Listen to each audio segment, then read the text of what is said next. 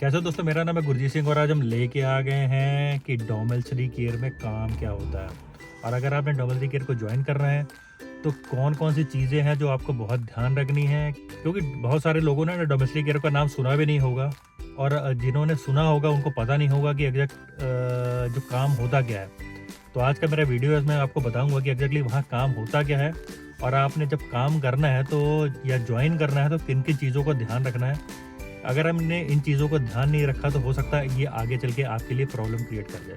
तो अगर मैं बात करूँ तो डोमेस्टिक केयर में क्या होता है कि आपको अगर किसी केयर कंपनी को ज्वाइन करते हो, वो आपको as a domestic care worker join करवाता है तो आपको क्या करना होता है, अलग अलग पेशेंट्स के घर में जाना पड़ता है, वहाँ पर लॉगिन करना पड़ता है, वहाँ पे लॉग आउट करना पड़ता है, वहाँ की मेडिसिन आपको देनी पड़ती हैं, जो टास्क आके अवेलेबल होते हैं कि जिस बंदे की मॉर्निंग के जो टास्क होंगे आपको मेडिसिन देनी है या शॉवरिंग करवानी है या आपको बेड टाइड अप करना है, या इसके अलावा आपने जो भी जितने भी टास्क हैं चाहे उसको ब्रेकफास्ट बना के देना हो, वो सारा कुछ आपको करना पड़ता है।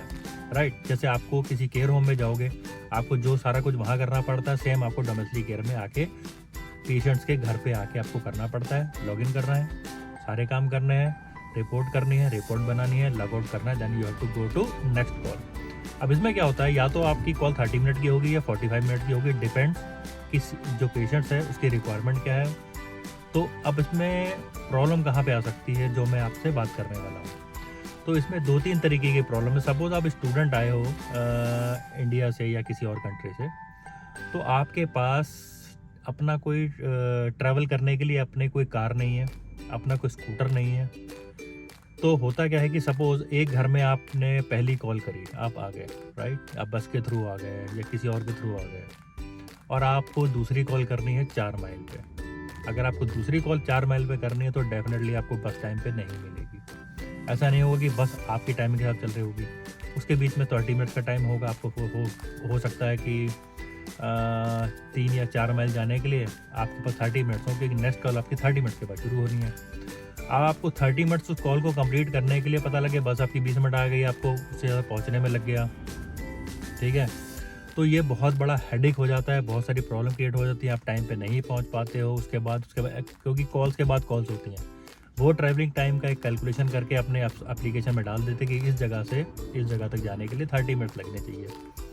अगर वो आपकी वॉक इन नहीं है या 5 मिनट की आगे पीछे नहीं है, एक ही एरिया में नहीं है, अगर वो 4-4, 5-5 माइल पे, अगर आप सोचो कि मैं साइकिल लेके कर लूँगा, क्योंकि बहुत सारे लोग ऐसा करने के बाद में 2 या 3 दिन के बाद जॉब छोड़ देते हैं, जिनसे मेरी डिस्कशन हुआ, जो उनके लिए प्रॉब्लम क्रिएट हो रही है। इसीलिए मैं ये वीडियो बना रहा हूँ जिससे आपको ये पता लगता रहे कि जो लोग डोमेस्टिक केयर का काम करते हैं तो उनको कई बार ये प्रॉब्लम क्यों आ जाती हैं कि उनको जॉब छोड़नी पड़ती है। नो डाउट इसमें पेमेंट अच्छा मिलता है, पर आवर अच्छे होते हैं, 11 भी होता है, 12 भी होता है, 13 भी होता है, लेकिन उसके साथ जो प्रॉब्लम्स है वो भी हमें पता होना चाहिए। तो सबसे बड़ी प्रॉब्लम ये है कि अगर आपका कन्वेंस नहीं है तो आप सोच समझ के इसको ज्वाइन करिएगा, क्योंकि आपको जितना वर्किंग में भी प्रॉब्लम नहीं आएगी उतना आपको ट्रैवलिंग में इधर से उधर प्रॉब्लम होगी। इसके बाद हम दूसरी बात कर लेते हैं। दूसरी बात यह है कि आप कोशिश करिएगा कि इंटरनेशनल लाइसेंस लेके आइएगा, वरना यहाँ पर आके बनवा लीजिएगा। जो लोग यहाँ पर आ गए हैं उसको आप मेरे को मैसेज कर दीजिए, जो यहाँ पर आ गए और इंटरनेशनल लाइसेंस उनका नहीं बना है तो मैं उनका इंटरनेशनल लाइसेंस बनवाने के लिए आप मुझे बता दीजिएगा। मैं कोई ना कोई आपको कॉन्टैक्ट शेयर कर दूंगा जिसके थ्रू आपका इंटरनेशनल लाइसेंस आपकी कंट्री का यहीं से बन जाएगा। क्योंकि ऐसा भी होता है कि यूके आने के बाद में यहाँ से भी आपका इंटरनेशनल बन सकता है, तो उसके लिए मैं आपको लिंक शेयर कर दूंगा। अगर आप मेरे को इंस्टाग्राम वगैरह मैसेज करेंगे तो मैं आपको डिटेल शेयर कर दूंगा। राइट, अब आते हैं नेक्स्ट पॉइंट पे। सपोज क्योंकि जब आप नए आए हो और आपने डोमेस्टिक केयर ज्वाइन कर लिया है, आपके इंटरनेशनल लाइसेंस है, बहुत सारे केयर होम्स है, डोंट नो, बहुत सारे केयर होम्स हैं जो इंटरनेशनल लाइसेंस के ऊपर आपको जॉब दे देते हैं। राइट, इसके अलावा अगर आपने यहाँ आके लाइसेंस पास भी कर लिया है और फिर आपने डोमेस्टिक केयर ज्वाइन कर लिया, इसके बाद क्या प्रॉब्लम्स आ सकती है वो मैं अब आपसे शेयर करने वाला हूँ। बहुत इंपॉर्टेंट चीज़ है, ध्यान रखिएगा कि हर किसी के साथ होता है। सबसे पहले आपको ये चेक करना है, जिस डोमेस्टिक केयर में काम कर रहे हो या ज्वाइन करने जा रहे हो या आपकी इंटरव्यू हो रहा है, अगर आपको पूछे कि आपको क्या क्वेश्चन पुट करने हैं तो आपको डेफिनेटली कुछ क्वेश्चन बहुत इंपॉर्टेंट है पूछने हैं। सपोज आपके पास कार है और आप एक जगह से दूसरी जगह ट्रैवल कर रहे हो, एक कॉल्स होती है 30 मिनट्स की या 45 मिनट्स की है, मैं आपको पहले बता चुका हूँ। बीच का जो भी टाइम होता है वो ट्रैवल टाइम होता है। आपको उनसे पूछना है, डिड यू पे फॉर दिस ट्रैवल टाइम। अलग अलग केयर होम्स, कोई केयर होम्स स्टार्टिंग पॉइंट से लास्ट पॉइंट तक पे करता है, कोई केयर होम जो ट्रैवल टाइम है उसका जो अमाउंट का 80% पे करता है। सपोज 1 घंटे का 10 पाउंड दे रहा है, तो वो जो ट्रैवल टाइम होगा उसका 80 पेंस देगा, उनकी सॉफ्टवेयर कैलकुलेट करता है। ठीक है, आप भी कैलकुलेट कर लो, उस वक्त आप भी कर लेना अगर इस तरीके की सिचुएशन हो, क्योंकि अब बहुत मुश्किल होता है इसी कैलकुलेशन लगाना, लेकिन अगर नोट करोगे तो बेटर रहेगा। थर्ड पॉइंट की होती है, थर्ड चीज़ क्या होती है, पेट्रोल। आज की डेट में यूके में पेट्रोल कॉस्ट बहुत ज़्यादा हाई हो गई है। आपको सपोज 4 माइल जाना है एक कॉल को कंप्लीट करने के लिए, 10 माइल, अगर अब गाड़ी है तो हो सकता है वो आपको 7 माइल या 10 माइल तक की भी कॉल देंगे।